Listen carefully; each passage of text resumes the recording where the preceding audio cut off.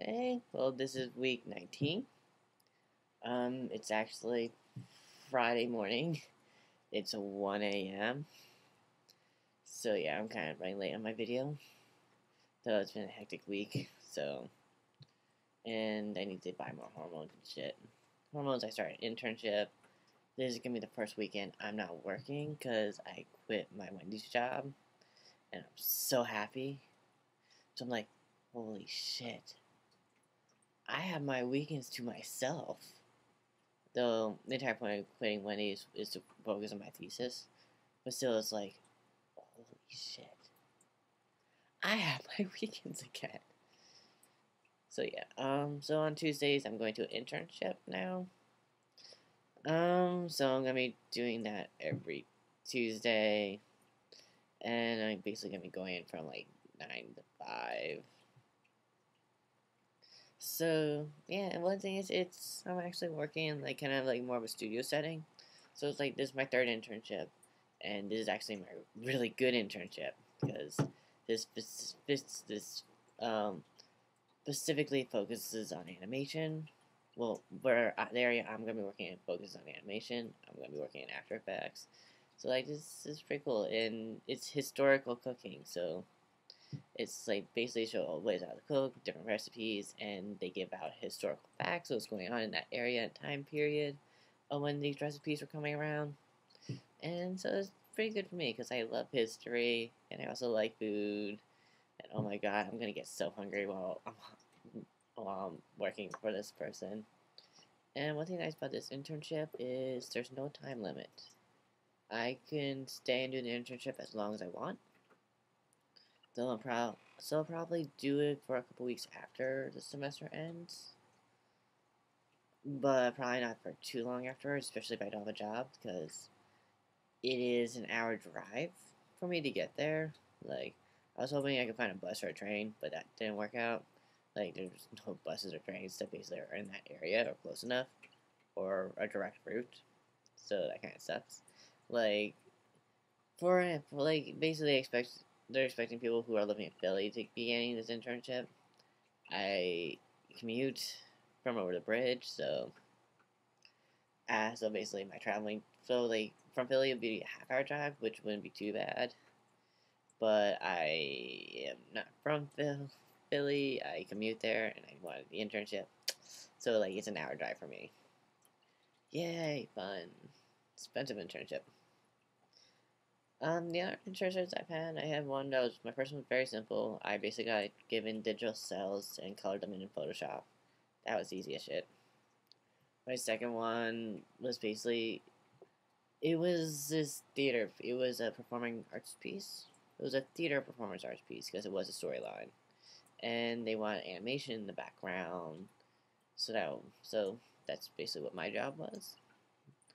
So that's what I did. So this is my third internship, and so like 3 internships from 3 different fields, 3 different areas. I feel like I got a lot of experience right there. So I'm hoping that's gonna give me an edge with finding a job. Alright, other news, I'm working on my thesis. 19 weeks. Voice is changing. I actually ran into one of my classmates yesterday, and when she heard my voice today, she was just like, holy shit. Like, she constantly has to keep, like, every time I talk in the class or something, like, she has to look up and see who it is, because she's not registering it being my voice. And one thing she did say was like, "You don't sound like you anymore." I'm like, "What do I sound like then?" "Well, you sound like a guy." I'm like, "Yeah, that's the point." So, so I'm like, all my classmates are taking it pretty well. Some of them they're getting used to it. I have had no one question or come up to me or anything like that. That about some classmates have basically have said some stuff like going. I think like how I still continue like they still consider me a female because I saw a vagina. And I'm just like that's not what decides your gender, and they're not understanding that part. So yeah, I have had some disrespect like that. I do have a question today from someone. I'm going. try to answer the best as I can. It's, do you want to transition, and how do you deal with the hate? Do I want to transition? Your question kind of actually confused me there a little, because I am in the middle of transitioning. Because transitioning does not mean you're going for the surgeries. Transition means you're going, can mean multiple things for different people. Like, for me, when I'm done transitioning, it's gonna be after I get a hysterectomy and top surgery. I really have no plans for bottom surgery. Like, basically, basically just getting top surgery is gonna be enough for me. And I'm aware I'm going to have to get my unwanted organs removed, since it is at high risk of getting cancer after a certain amount of time. So yeah, like I, so yeah, like if I want, so like yeah, I want to transition. I'm in the middle of transitioning, so yes, I want to transition, but I have no plans to go for bottom surgery. I don't think. And it's like, this is my personal opinion. Like, for every transgender I know, it differs from person to person. Some people are fine with just hormones. Some people actually don't go for hormones at all. They're just like, they consider themselves male, and they're probably some of the few people who are lucky. I'm actually jealous of any girl who's able to just cut their hair, throw on a shirt, some guy clothes, and pass as a guy straight off the bat. I'm just like, well, before I was on hormones, like, I was working my ass off trying to make people believe I was a guy, and that it only worked like half the time, maybe less than half the time, because it was really hard for me to control my voice. um, so yeah, for me, it's gonna be after I get top surgery, which I'm hoping to do in the next 2 years. Though lately I've been fantasizing getting it done before summer hits, so I can go down to the beach and be topless and be like, yeah. I'm like, or like, at the moment, it's just like fantasy. At the moment, I don't think it's gonna be happening anytime soon. I would love for it to happen, but I don't think it's going to, especially considering there are not a lot of surgeons in this area, and a lot of the surgeons are private surgeons. Like, there are really no hospitals that do it. Like, I know usually a private medium to begin with, but a lot of surgeons around here kind of make me a little nervous. Since they're all private, they don't accept insurances, and and they overprice pretty badly. So I'm just like, yeah, no. So yeah, I do. So yeah, I'm guessing that's what you're asking. If not, shoot me another email. Explain more what you mean. Um, the next one was, how do I deal with the hate? Well, I can say I've been very fortunate to live in a very accepting area, and to be surrounded by very accepting friends and peers. So I consider myself extremely lucky there. Um, how would I deal with it? Well, I since no one has actually gone out of their way to call me out, I really don't know like how I would deal with it. And I think it also depends on how they would call me out too. It depends on how I deal with it. Like, I could probably would maybe beginning with, I'll probably just look at if it's like something very like settled and it was just like whatever, I probably just walk away and be like whatever. But if it was just like outright attack on me, then it's like no. So yeah, I've had a little bit of discrimination, but not enough to be called a hate crime. grammar I actually hate.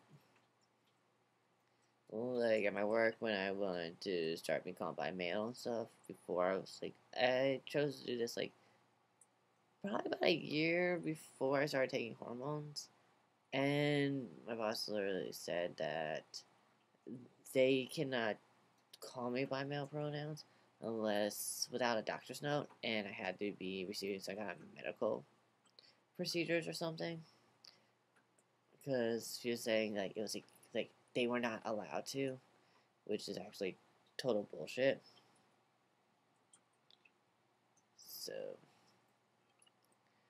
So yeah, I got that. Um, I had a friend who was in college who was extremely religious. I'm just gonna say this right now.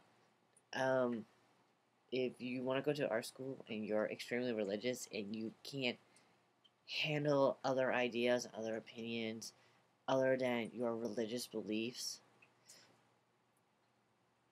don't go to a public art school. Go to a Christian art school instead, because literally they drop like Christian kids that come to our few who are extremely religious that come to my school. They drop like flies because they can't. I don't know. They just can't handle or accept the differences, and basically this is that's what happened to her. She couldn't accept the fact that people did not believe her exact beliefs, and I had taken the time to explain to her that I was transgender stuff and what it meant and what was going on and stuff, and I took a while to explain this to her. And when I was done, I felt like I got spat in the face because she just turned around and said, "Well, my religion doesn't believe in that." I'm just like, "What?" In my personal opinion, religion had nothing to do with that at all, considering every religion identifies a third gender, even if you have to really look in the books. Because the third gender could be in there, but everyone could just rewrite over it. Like one of the biggest ones is like if like I know there's a section in the Bible where there's a man carrying, like Jesus tells his disciples that to when they're going for looking for the Last Supper to follow a man who is carrying a water jug. To most people in this age will be like, oh, that's no big deal, guy's just getting water. In the ancient times back then, that was taboo for a man to do. That was considered women's work.